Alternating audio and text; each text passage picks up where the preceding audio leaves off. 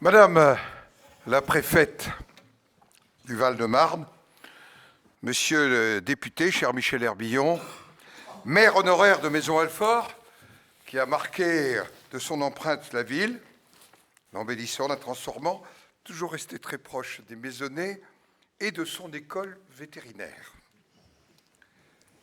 Monsieur le président du Conseil national de l'Ordre, cher Jacques Guérin, monsieur le directeur de l'École nationale vétérinaire d'Alfort, permettez-moi de saluer deux présidents de conseils départementaux que je vois ici, le conseil départemental de Séan, dans le Val-de-Marne, et vraiment très heureux qu'ils soient là, dans cette école, et une militante de l'exercice vétérinaire, la présidente du conseil départemental de la Creuse. Saluer, bien sûr, le président du syndicat national des vétérinaires d'exercice libéral, Laurent Perrin, le président de l'association française des vétérinaires pour les animaux de compagnie, et puis aussi l'association vétérinaire équine française, auquel j'ai appartenu dans une vie antérieure, comme d'ailleurs le syndicat des vétérinaires d'exercice libéraux. À l'époque, c'était quasiment obligatoire, on n'imaginait pas ne pas être membre du syndicat. Je sais aussi qu'il y a présent le président des chambres d'agriculture, Sébastien Windsor, et puis le président et les membres de l'Académie vétérinaire de France. Et, vous l'avez vu tout de suite, un de nos confrères éminent, référent, qui est Arnaud Bazin, qui a une expérience d'avoir été président de conseil départemental et sénateur, et qui préside au Sénat peut-être quelque chose que nous portons collectivement. Il est président du comité de déontologie parlementaire, et j'en profite pour dire devant vous combien il apporte cette dimension de déontologie, et je l'ai écouté avec beaucoup d'intérêt. Chers confrères et consoeurs, mesdames et messieurs, je suis heureux d'être parmi vous cet après-midi pour essayer de contribuer à la réflexion collective sur le maillage vétérinaire. Comme vous le savez, et je pense que ce matin, Sophie Primas, notre présidente de la Commission des affaires économiques, l'a rappelé, le Sénat est mobilisé sur ce sujet depuis de nombreuses années. Particulièrement sensible au sujet agricole et de territoire, nous pensons que, et je cite, la désertification vétérinaire est le dernier signe avant la désertification agricole. Sans la qualité de notre maillage vétérinaire, la France ne serait pas devenue une grande puissance agricole, capable de produire des animaux de qualité sur le plan sanitaire et donc alimentaire. Nous devons nous en rappeler, car l'activité agricole, notamment l'élevage, est une composante essentielle du développement économique de nos territoires ruraux, de leur vitalité, mais aussi, il faut dire, de la beauté de nos paysages, comme de la biodiversité qui s'y déploie. Alors que la France a encore perdu 100 000 exploitations agricoles ces 10 dernières années, nous ne pourrons pas nous permettre de rester spectateurs. Il nous semble, parce que nous avons la responsabilité constitutionnelle de représenter les territoires, notre devoir est d'agir pour éviter que la désertification vétérinaire ne se traduise par la désertification agricole. Un maillage vétérinaire territorial de qualité, c'est aussi un atout considérable pour la protection de la santé animale, bien entendu, mais in fine de la santé humaine. Les vétérinaires sont des sentinelles, vous le rappeliez, monsieur le président du Conseil de l'Ordre, de notre système de veille et de sécurité sanitaire, sont indispensables pour lutter contre les maladies animales, contre les zoonoses, mais aussi les anthropozoonoses. 60% des maladies infectieuses de l'homme sont d'ailleurs communes à l'homme et à l'animal. Et près des 3/4 des maladies infectieuses émergentes le sont également. Le maillage vétérinaire permet aussi de lutter efficacement contre l'antibiorésistance. Et sur ce sujet, on est plutôt en tête, les vétérinaires. Antibiorésistance considérée par l'Organisation mondiale de la santé comme l'un des 10 plus sérieux risques de santé publique pour l'humanité. C'est un enjeu donc considérable.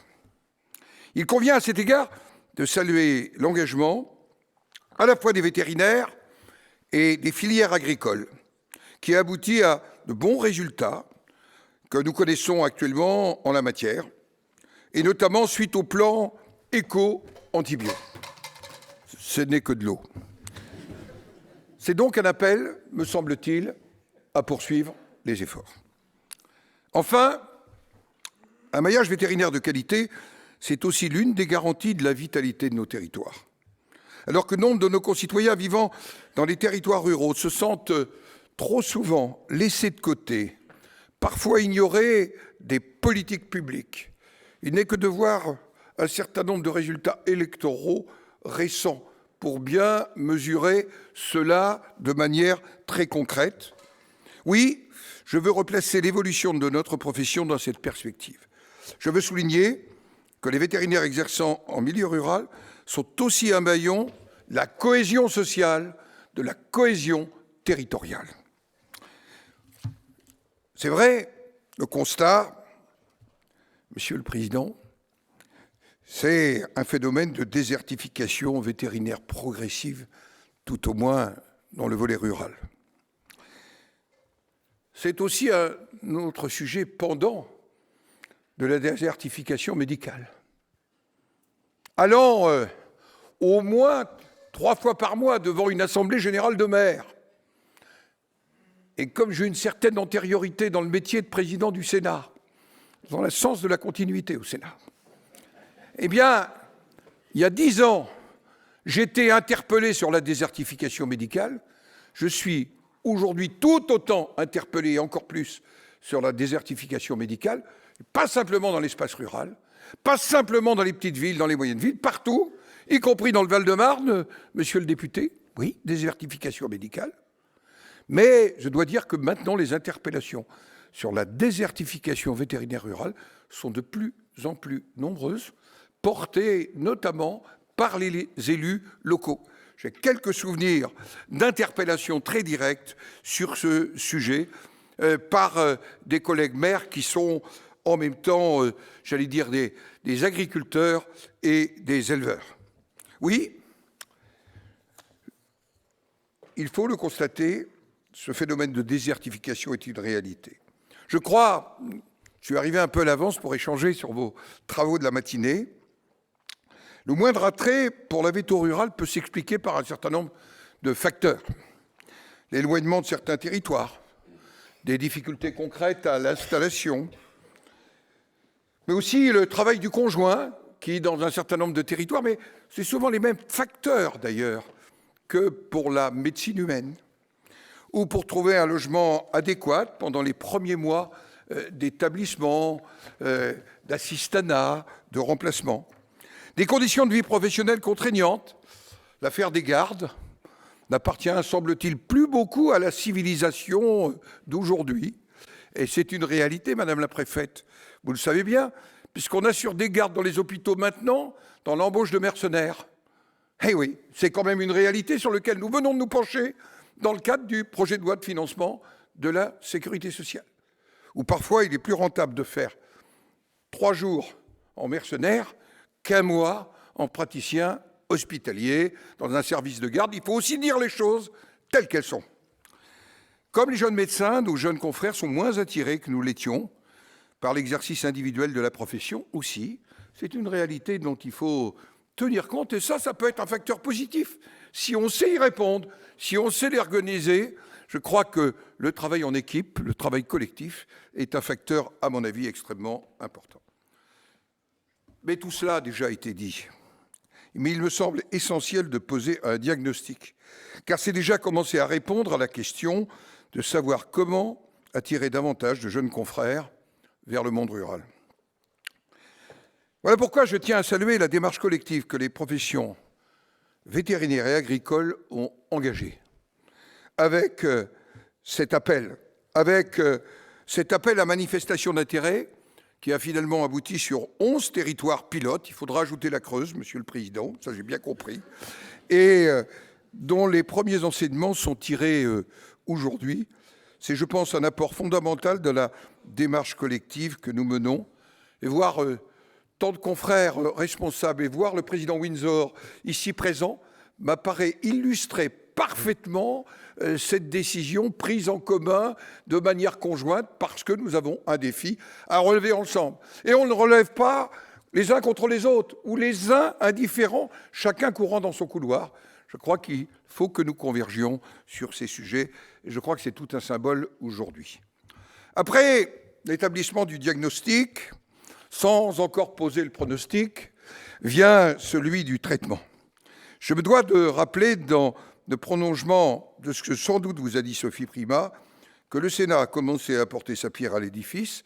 C'est en juillet 2020, dans le projet de loi portant diverses dispositions d'adaptation au droit de l'Union européenne en matière économique et financière, à l'initiative d'un sénateur particulièrement tonique que le monde agricole nous a légué, Laurent Duplon, éleveur laitier en Haute-Loire. Je connais très bien son exploitation et son épouse, qui fait d'ailleurs les meilleurs vols au vent de France que je connaisse.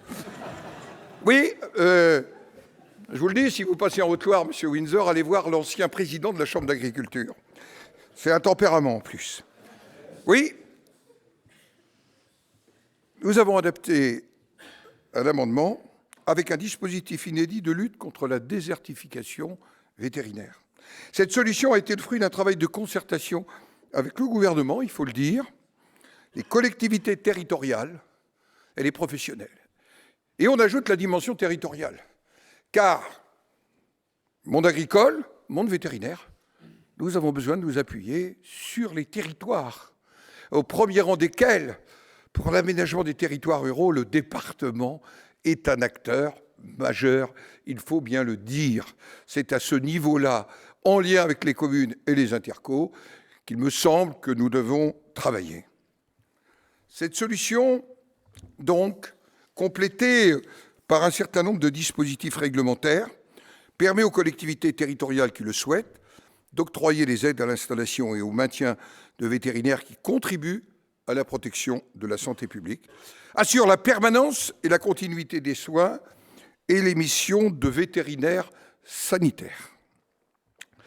Il leur permet aussi de verser des indemnités d'études et de projets professionnels à des étudiants s'engageant en signant une convention à exercer sur leur territoire s'ils se situent notamment dans une zone à risque. Enfin, il permet de verser une indemnité de déplacement ou de logement pour un stage. Important, monsieur le directeur, pour les étudiants. Oui, cette panoplie doit permettre de répondre au niveau du territoire à un certain nombre de difficultés. Au-delà, nous sommes au Sénat et nous venons d'avoir un débat assez approfondi en ce qui concerne notamment les étudiants en médecine. Nous sommes attentifs à un dispositif dont nous estimons qu'il peut fonctionner parfaitement et qu'il mérite d'être soutenu budgétairement à sa juste valeur, celle des stages tutorés. Nous veillons, dans l'examen du budget, à ce que le gouvernement dote la ligne budgétaire conformément à la dynamique que l'on constate sur le terrain.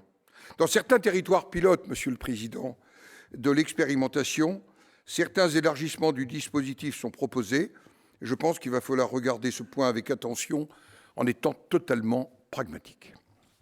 Enfin, notre Haute Assemblée s'est aussi mobilisée pour trouver des solutions concrètes afin d'augmenter le nombre de vétérinaires formés en France, alors que trop d'étudiants français vont aujourd'hui se former à l'étranger.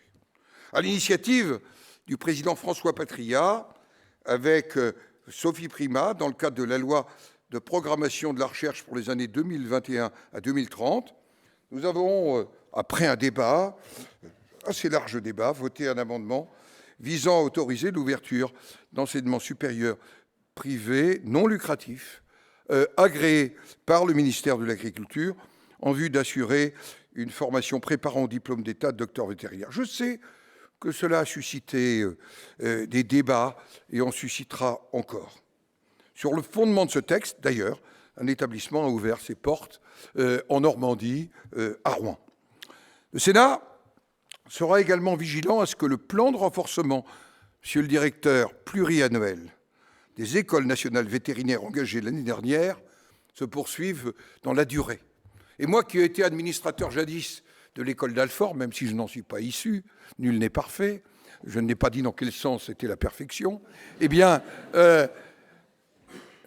j'ai vu que les choses étaient en train de changer, d'évoluer, et je vous en félicite, et je remercierai aussi les ministres de l'Agriculture successifs pour cette prise en compte. Mais je crois que le plan de renforcement pluriannuel des écoles nationales vétérinaires, engagé l'an dernier, est important et doit se poursuivre dans la durée. Ces mesures concourent à un impératif qu'on a quand même mis longtemps sous le tapis. Je pense quand même, sans être extrêmement cocardier, qu'il est quand même mieux que les vétérinaires exercent en France soient majoritairement formés en France. Maintenant, la question est de savoir comment on poursuit la dynamique enclenchée par le vote du Parlement. L'un des apports fondamentaux de cette journée, me semble-t-il, dans le prolongement de ce vote et de l'appel à manifestation d'intérêt, c'est de s'appuyer, et j'y reviens, sur l'intelligence des territoires. C'est en trouvant des solutions adaptées à une échelle de territoire homogène, acceptée par l'ensemble des parties prenantes, que nous pourrons endiguer cette désertification. C'est en faisant confiance au territoire, en mettant en valeur les meilleures pratiques, en donnant des exemples d'initiatives concrètes qui ont marché, que le sujet avancera. Voilà pour la philosophie. Pour la mise en œuvre, je crois qu'il y a plusieurs leviers à activer.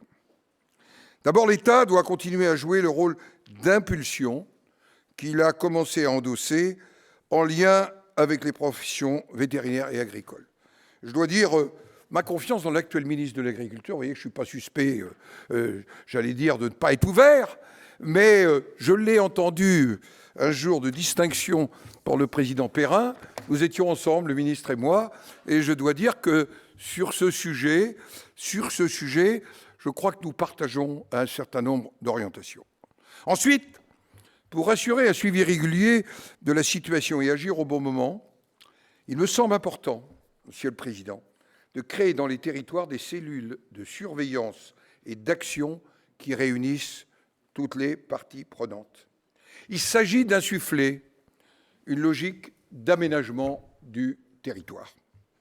On ne peut plus se permettre de constater trop tard qu'un éleveur n'a plus aucune solution. C'est dans cet esprit que, dans le cadre de ce projet de loi que j'évoquais d'adaptation au droit de l'Union européenne, on a érigé au niveau législatif la mission d'Observatoire national de la démographie vétérinaire assurée par notre ordre et qui donne lieu à la publication chaque année d'un atlas très utile de constatation de la situation démographique. Mais je crois que la surveillance à l'échelle nationale n'est pas suffisante. Il nous faut des instances territoriales. Vous savez, ce pays souffre souvent de trop de verticalité. Il a besoin de proximité, d'horizontalité, et pas simplement sur ce sujet. Et je crois que sur ce sujet, la meilleure façon d'y répondre, c'est des instances aussi territoriales. Par ailleurs, un certain nombre de réflexions déjà lancées mériteraient d'aboutir. Je pense à la contractualisation entre éleveurs et vétérinaires, afin de donner de la visibilité à chacune des parties, et qui pourrait notamment trouver une première concrétisation dans le cadre de la réforme du suivi sanitaire permanent, à travers la mise en place d'un contrat de soins.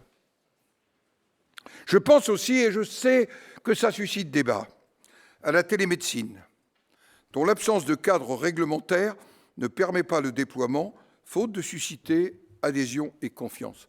Je crois qu'il faut qu'on réfléchisse collectivement, vraiment, à ce cadre réglementaire, parce que, bien entendu, sans cadre réglementaire, tout pourrait se passer, y compris des tentations sur lesquelles on essaye de lutter ensemble, Monsieur le Président du Conseil de l'Ordre, face à un certain nombre d'instrumentalisations à caractère capitalistique.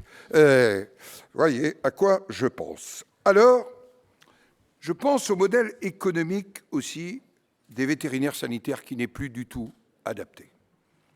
Or, les vétérinaires sanitaires sont les vigies du territoire et pas que dans les discours, à travers des actes de prophylaxie et les visites sanitaires obligatoires. Ils sont indispensables à la qualité de nos filières élevage, Monsieur le Président Windsor. Il va falloir ouvrir de nouvelles perspectives et innover, en particulier dans les territoires affectés par, j'allais dire, cette sous-densité vétérinaire, de la mutualisation de la continuité des soins à la prise en charge par l'État de certaines prestations.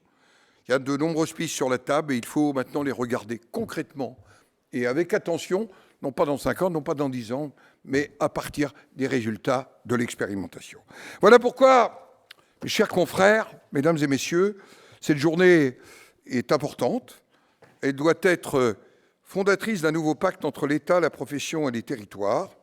Je crois qu'il en va, et toujours le même Duplon a fait un excellent rapport sur la souveraineté agricole et alimentaire, il n'y a pas si longtemps, où nous voyons notre perte de compétitivité, notre perte de souveraineté. Et il y va donc de notre souveraineté agricole et alimentaire, il y va de la santé de nos populations, de la vitalité de nos territoires et de notre biodiversité. Moi, de ma formation vétérinaire, qui m'a appris une méthode scientifique et une rigueur, elle m'a aussi appris quelque chose qui est l'apprentissage des gens, l'apprentissage de la proximité, l'apprentissage du service. Et je crois que c'est des valeurs qui nous rassemblent les uns et les autres. Vraiment, je souhaiterais que cette journée ne soit pas simplement une étape, mais qu'elle nous permette de relever ce défi de la présence vétérinaire dans les territoires, de ce défi agricole que nous avons et de souveraineté agricole. Et je dois vous dire que tout à l'heure, j'ai eu une rencontre, vous voyez que c'est ma journée ordinale, après avoir fait un petit tour par le budget qui est en cours de discussion au Sénat, parce qu'au Sénat, ne m'en voulez pas, monsieur le député, mais on discute de l'ensemble du budget. Oui, parce qu'il n'y a pas de 49.3 dans la Constitution pour le Sénat. J'ai long rendez-vous avec le nouveau président du Conseil national de l'Ordre des médecins pour que nous parlions aussi présence des étudiants, aspect conventionnel et réponse aussi à ce défi. Nous voyons bien que sans médecins sur les territoires, la confiance dans les territoires ne pourra pas exister et que sans vétérinaires sur les territoires, à la fois la dimension du développement agricole et les territoires d'élevage sont sans doute les plus fragiles, Monsieur le Président Windsor, sans doute les plus fragiles. Mais je ne l'ai pas abordé dans mon discours, et on le voyait un instant, il y a aussi toute la problématique aujourd'hui des circuits courts. Et la problématique des circuits courts dans des territoires qui avaient abandonné l'élevage sont en train de renaître. Pardonnez-moi de vous parler du sud des Yvelines, c'est une réalité aujourd'hui, ce qui me permet de saluer la présidente de notre syndicat des vétérinaires d'exercice libéraux et de saluer la présidente de la FNSEA que j'ai vue entrer. Il faut aussi qu'on trouve des réponses à des agriculteurs que je vois aujourd'hui se diversifier comme je le vis dans l'arrondissement de Rambouillet, et de leur apporter des réponses, parce qu'ils sont aussi une réponse à la société, Madame la Présidente, de compréhension aussi dans une société urbaine avec le monde agricole, mais ils ont aussi besoin de ces professionnels. Je ne doute pas que vous leur direz des choses, Madame la Présidente, plus le Président national des chambres d'agriculture, pour que, ensemble, vétos et agriculteurs, nous marchions d'un même pas vers la souveraineté agricole et la qualité alimentaire. Merci.